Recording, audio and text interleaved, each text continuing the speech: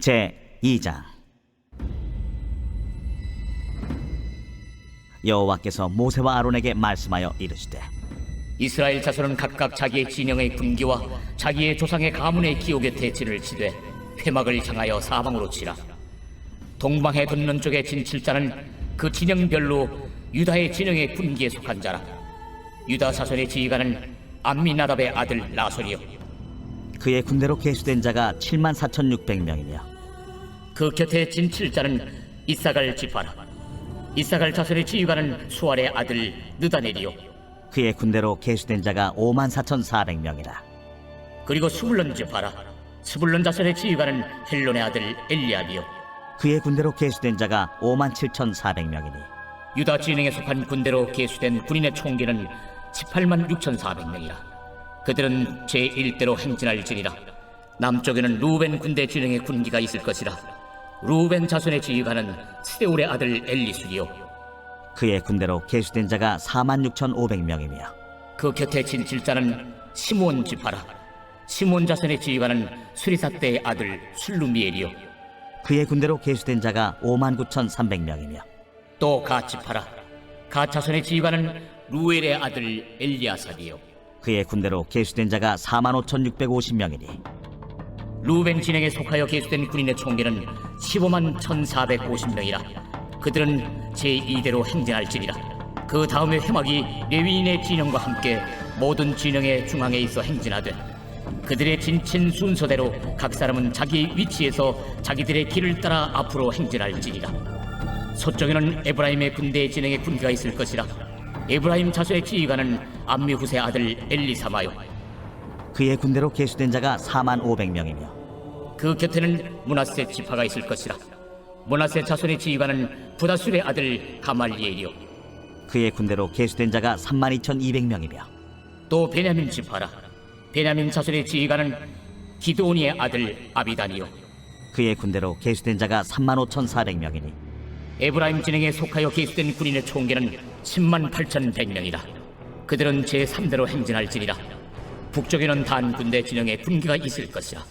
단 자손의 지휘관은 암미사대의 아들 아히에셀이요, 그의 군대로 계수된 자가 62,700명이며 그 곁에 진 칠자는 아셀 지파라. 아셀 자손의 지휘관은 오그란의 아들 바기엘이요, 그의 군대로 계수된 자가 41,500명이며 또 납달리 지파라. 납달리 자손의 지휘관은 에난의 아들 아히라요, 그의 군대로 계수된 자가 53,400명이니 단의 진영에 속하여 계수함을 받은 군인의 총기는 157,600명이라. 그들은 길을 따라 후대로 행진할지니라.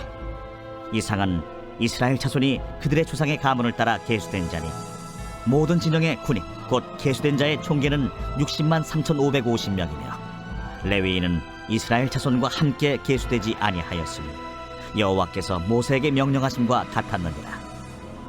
이스라엘 자손이 여호와께서 모세에게 명령하신 대로 다 준행하여 각기 종족과 조상의 가문에 따르며 자기들의 길을 따라 진치기도 하며 행진하기도 하였더라. 아멘. 오늘 말씀 가운데 마음에 와닿는 한 구절은 민수기 2장 34절 말씀입니다. 이스라엘 자손이 여호와께서 모세에게 명령하신 대로 다 준행하여 각기 종족과 조상의 가문에 따르며 자기들의 길을 따라 진치기도 하며 행진하기도 하였더라. 오늘 말씀을 보시면 이스라엘 백성이 약속의 땅을 들어가기 전에 각각 자기의 진영의 군기와 자기의 조상의 가문의 기호 곁에 진을 치되 회막을 향하여 사방으로 치라고 하나님께서 말씀하셨습니다. 이스라엘 백성은 광야에서 지파들로 나누어지기 전에 백성들이 자기 마음대로 섞여서 다녔지만 하나님께서 이렇게 질서를 세우신 것입니다. 오늘 말씀을 보시면서 느낄 수 있는 것은 하나님은 질서의 하나님이십니다. 삶의 어떤 분야에서도 질서가 세워지면 더 효율적으로 일할 수 있고 모든 것이 더 유익하게 사용될 수 있습니다.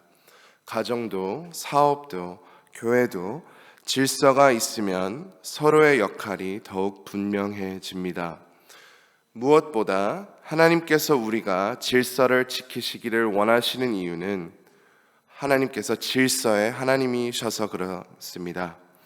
하나님께서 하시는 모든 일은 질서와 조직이 세워져 있습니다. 우리 삶에 그냥 일어나는 일은 없습니다.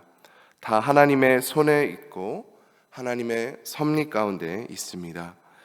하나님께서 우리에게 어떠한 질서를 알려주신다면 우리는 반드시 그 질서대로 순종하고 행해야 합니다. 분명한 목표가 있고 그 질서는 우리에게도 가장 유익하고 좋은 길입니다.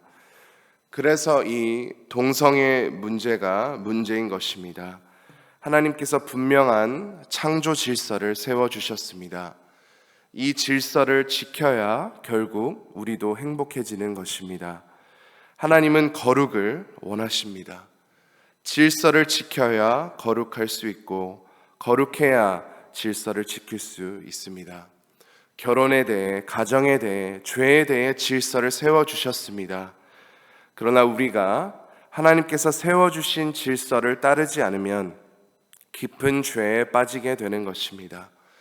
우리는 우리의 감정 따라 사는 사람들이 아닙니다. 세상이 너무 험하고 악하고 죄가 많으면 인간이 자기 마음대로 살아서 그렇습니다. 그리스도인이 하나님의 질서와 하나님의 말씀대로 살지 않고 자기 마음대로 살아서 문제가 생기는 것입니다. 우리는 우리의 감정, 우리의 지혜대로 살면 하나님과 멀어지고 모든 면에서 불행해집니다. 우리가 믿고 의지할 것은 오직 하나님의 말씀, 또 하나님께서 세워주신 질서를 지키는 것입니다. 인간은 또 크고 화려한 것을 좋아합니다. 그래서 하나님께서도 가장 큰 것을 좋아하신다고 착각할 수 있습니다.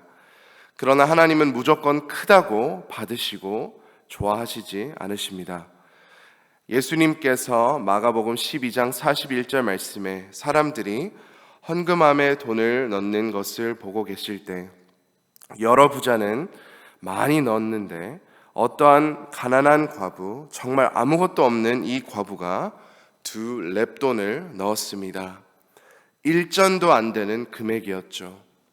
그 1전도 안 되는 것 같고 우리가 보기에 아무것도 구입할 수 없고 아무 도움이 안 될 것 같은데, 그러나 예수님께서 제자들을 부르셔서 말씀하셨습니다.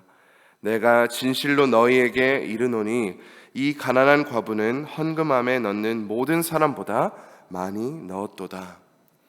하나님은 우리의 마음 중심을 아주 크게 보십니다. 사람이 보기에 지극히 작은 금액, 또 지극히 작은 섬김이어도 하나님께 마음으로 드린다면 하나님은 가장 크게 보십니다. 하나님께서 항상 가장 크고 화려한 것을 추구하신다면 하나님의 임재가 있는 그 회막 근처에 가장 큰 지파를 배치하셨을 것입니다. 그러나 하나님은 3번째로 가장 작은 에브라임 지파를 회막에 가장 가까이 하셨습니다.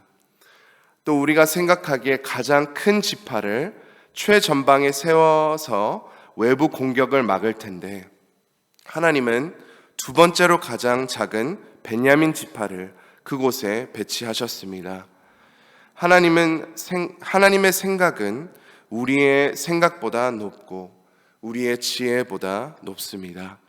우리가 지혜롭다고, 우리가 좋다고 생각한다고, 우리의 촉이나 기분에 맞는다고 꼭 좋은 것은 아닙니다. 그래서 우리는 모든 상황에 주님 나와 함께 하심을 기뻐하고 감사하고 또 우리가 쉬지 말고 기도해야 하는 것입니다. 하나님의 지혜를 구해야 합니다. 우리가 익숙하다고 가장 자신하는 부분들도 항상 하나님의 지혜와 감동과 인도하심을 구해야 합니다.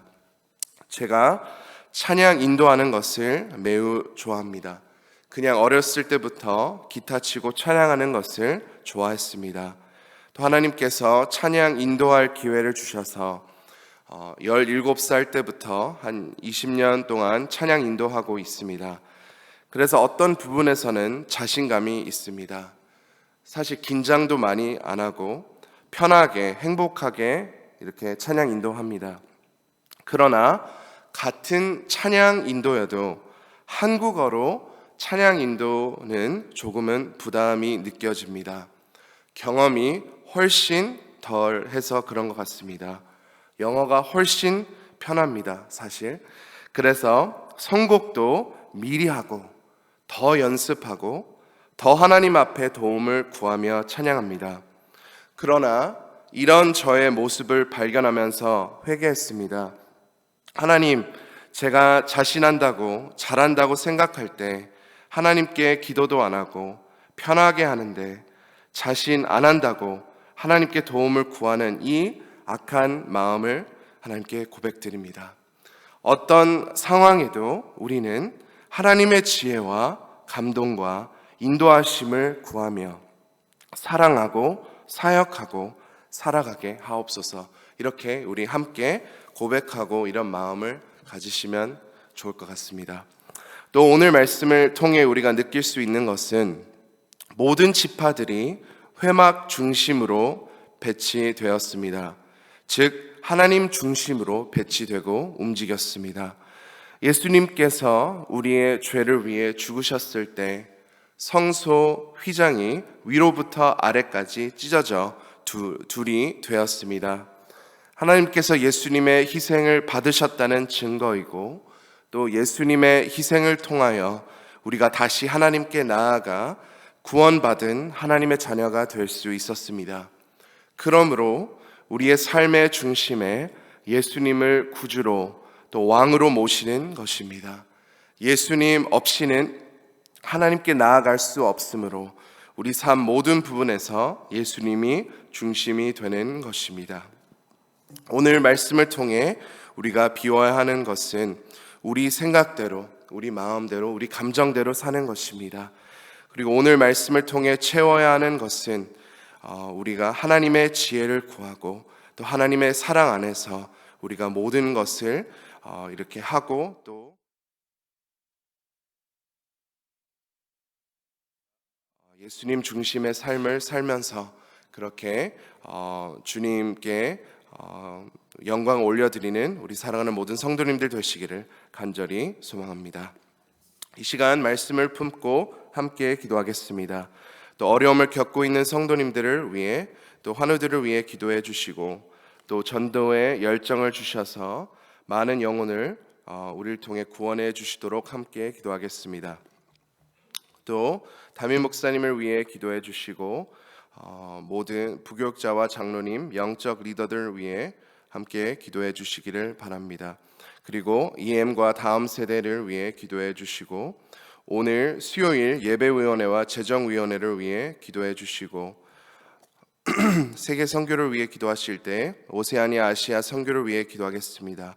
호주 한진구 최현실 선교사님, 일본 마크 앤 레이첼 선교사님, 일본 히로시마 교회 이상훈 장미숙 선교사님, OMS 선교회를 위해 함께 기도하겠습니다. 우리 주여 한번 외치고 다 함께 간절히 기도하시겠습니다. 주여